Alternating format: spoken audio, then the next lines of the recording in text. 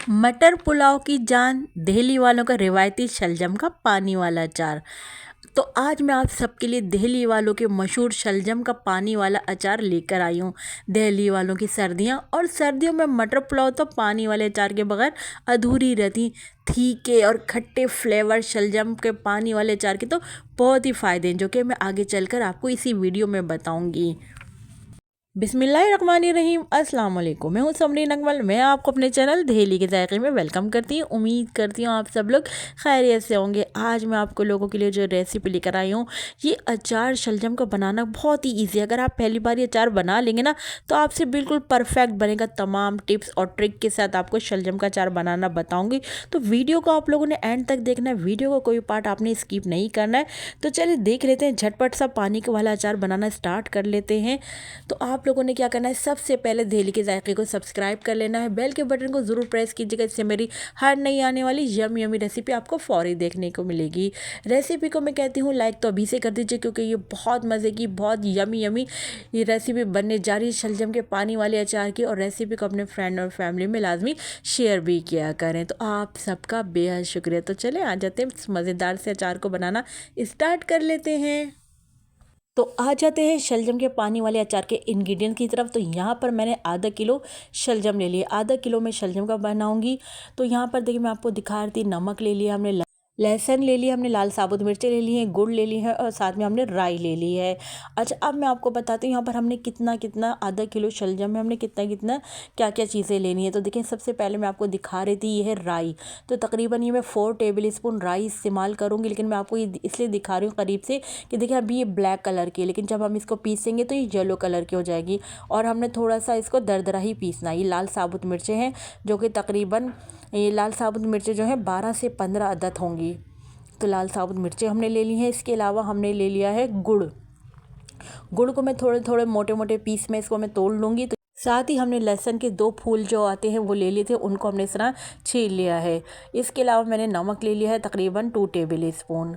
और हमने यहाँ पर आधा किलो शलजम ले लिए हैं, जिनको हम पील करके फिर इसके हम स्लाइस काट के आपको दिखाते हैं अभी। तो शलजम का अचार बनाने के लिए ना, हमने सबसे पहले इसकी चटनी बनानी है।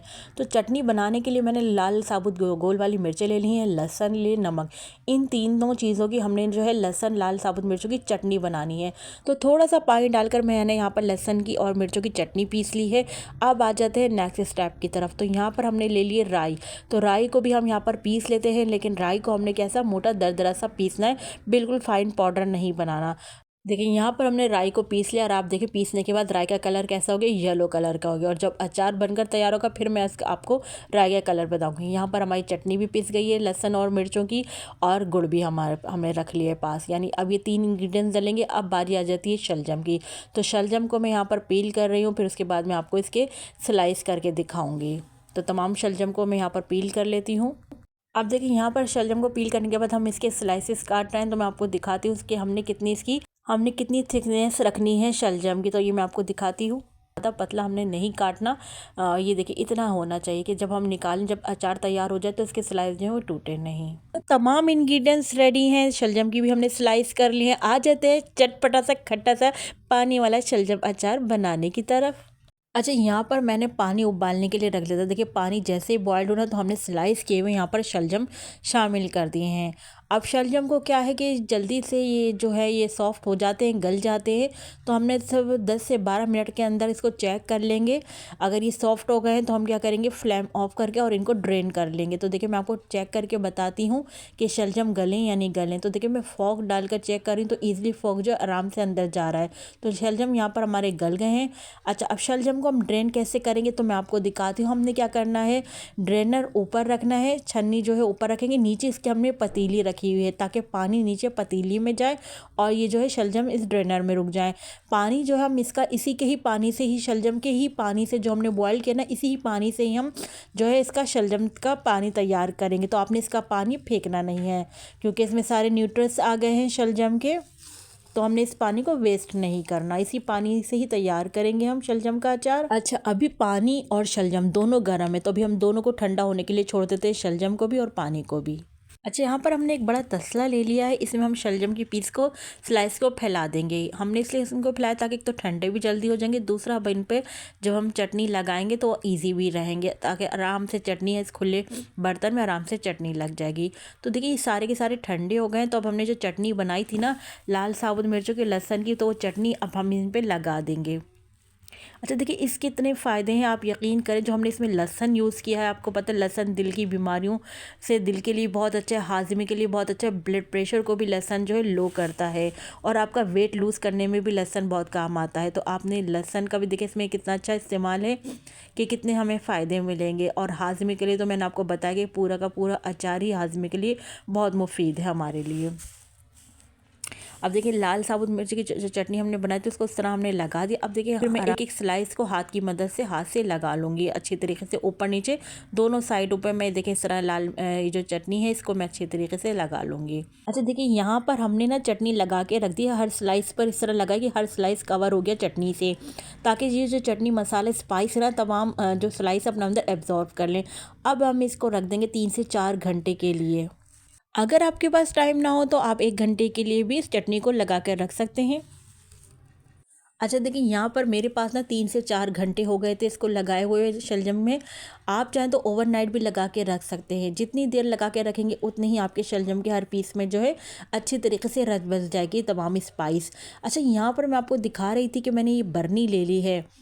आप कोई भी जार ले सकते हैं, तो मैंने ये जार ले लिया है। इस जार को मैंने धो के अच्छी तरीके से ड्राई कर लिया। कोई इसमें पानी की नमी नहीं है, बिल्कुल ड्राई है। तो आपने भी ख्याल करना है ताकि आपका अचार ख़राब ना हो। तो सेव करने के लिए आपने बिल्कुल ड्राई लेनी है जार। तो देखिए मैं आपको दिखा रही थी कि अब मैंने शलजम की जो स्लाइस हैं चटनी वाली वो इसमें शामिल करने शुरू कर दिए। बिल्कुल एहतियात से डालेंगे ताकि हमारे शलजम जो है वो टूटे नहीं।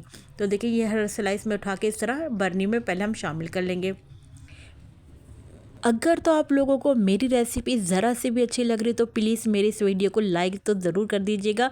मैं कहती हूँ लाइक तो आप अभी से कर दीजिए, और अपने फ्रेंड फैमिली में लाजमी मेरी रेसिपी को शेयर भी किया करें। और दिल्ली के जायके को जिन लोगों ने अभी तक सब्सक्राइब नहीं किया है तो काइंडली आप लोग दिल्ली के जायके को सब्सक्राइब भी कर लीजिए।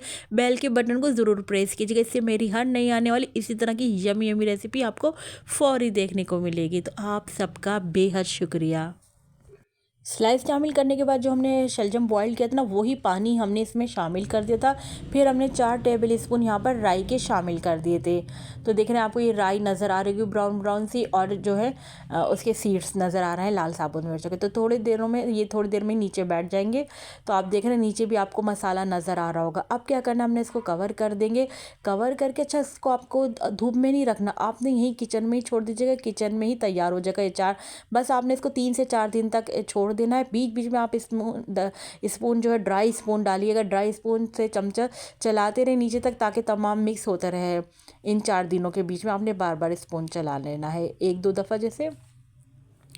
अब देखिए ये 4 दिन बाद फिर मैं आपको इसको दिखाऊंगी इसकी कंडीशन कि किस तरह का तैयार हुआ है। अपनी एक मखसूस खुशबू होती है, वो खुशबू आने लग जाएगी तो आपको खुद ही पता चल जाएगा कि हमारा अचार तैयार हो गया है। वैसे आप इसकी जो है टाइमिंग जो है 3 से 4 दिन की रखिएगा तैयार होने की।